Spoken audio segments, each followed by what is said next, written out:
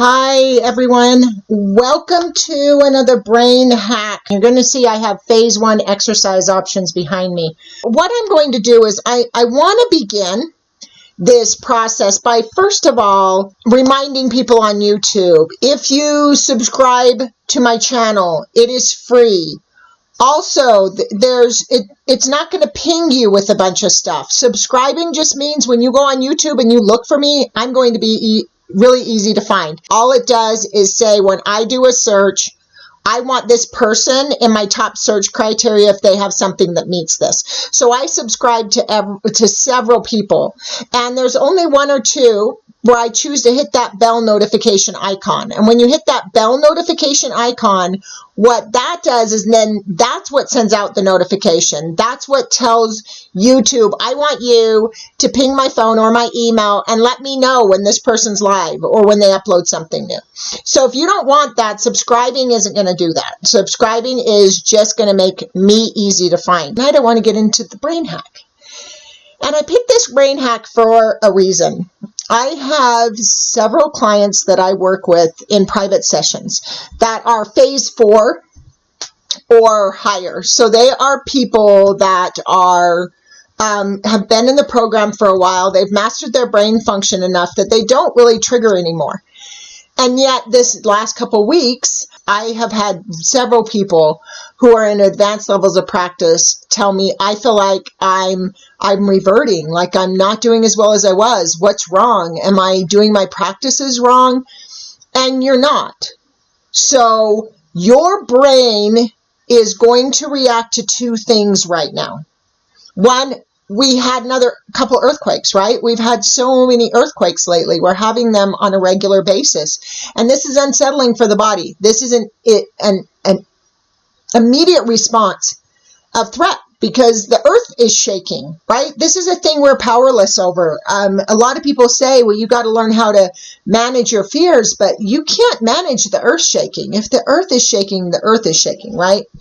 And so that could trigger a threat. That might not affect some people. We talked about that a bit not long ago about how, like in certain areas that have a lot of earthquakes, the people are completely calm because they're used to it.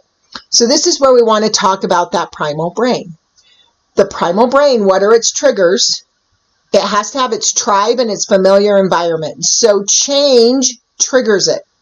So first of all, we're a city here that doesn't get earthquakes often. We haven't had a big one since 1994. And now all of a sudden, here we're having a bunch of them. And it's unsettling. But even more than that is this virus situation. People are used to life being a certain way. And that's all changed. But the big thing is realizing that our whole environment has changed. People who were working before may not be able to go to work, or they may be needing to work from home. We aren't able to go hang out at coffee shops or go out to dinner or go see a show or a sporting event. So I want to talk about the experience I've been having with people this week. For the most part, people right now have been having this issue where no matter how advanced they are in the practice, I was mentioning that sometimes they might be someone that is like way clear up in like phase 4 or advanced levels of phase 3, where they're a person that they don't trigger anymore. They don't have stress anymore. And they're telling me, I feel like I'm backsliding. I feel like I'm back where I was months ago because I'm triggering on things that wouldn't trigger me before. So I want people to connect with this concept that this is that primal mechanism. So when anything changes, that primal mechanism is going to kick in. So, for example, you're going to have the whole different dynamic in the country right now. The conversation has changed. If you're a person that likes to go out and socialize, that has changed. If you're a person that generally went into an office for work and now you're having to work from home, that has changed. How and when you can connect with others has changed. If your family like to get together for dinners once a week and now they have to do it over Skype or Zoom or Facebook or something, this is a situation that is just wrought with change. Things have changed. And so this is going to create a natural organic trigger in the primal brain. And so some of us that may be in more advanced practices, we might be getting triggered now. We might be having moments of stress or uncertainty or fear or short fuses. It can be anything. That's part of that primal mechanism.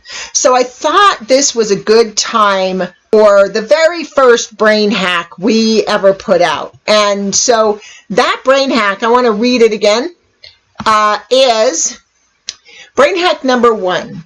If you need help to calm down, try counting sums. 2 plus 2 equals 4, 4 plus 4 equals 8, 8 plus 8 equals 16, and so on.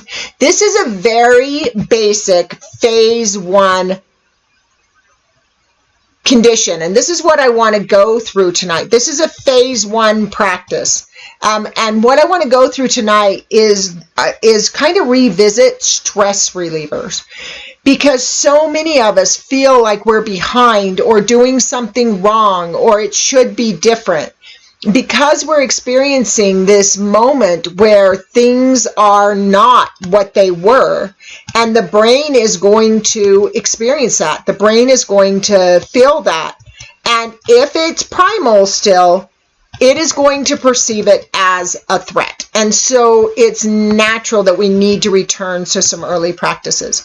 So what I want to do is I want to dig in to this phase 1 exercise options. When we're talking about relieving stress, what we're trying to do is manage primal brain functions. So there's managing primal brain function, there's stabilizing it, getting it centered, and then there's this advanced state. But what I want to do is dig into these stress relievers. This is what I want to give you tonight, is just things you can do at any moment. And the first thing I'm going to tell you is don't judge yourself. If you're triggering, of course you are. A lot is going on right now. There is a lot that's affecting us. So if you're not as stable as you were a month ago, and yet you can't think of anything specifically that's causing that, understand these triggers are not our conscious brain. These triggers are subconscious. And so if you're a person that tries to manage your triggers at a conscious level using coping mechanisms or things like that, that's not changing the mechanism. It's just giving us relief in the moment. And that's what these practices are about too, is getting relief in the moment.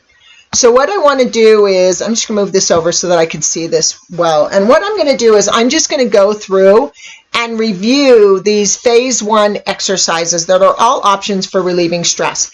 If you'd like a copy of this document, you can go to my store and look for phase 1 practice journals. It is free.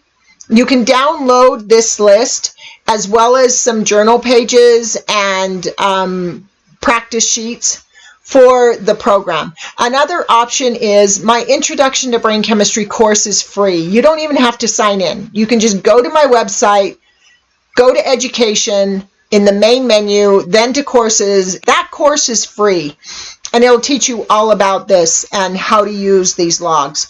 But if you just want a copy of the log, it's right here for you.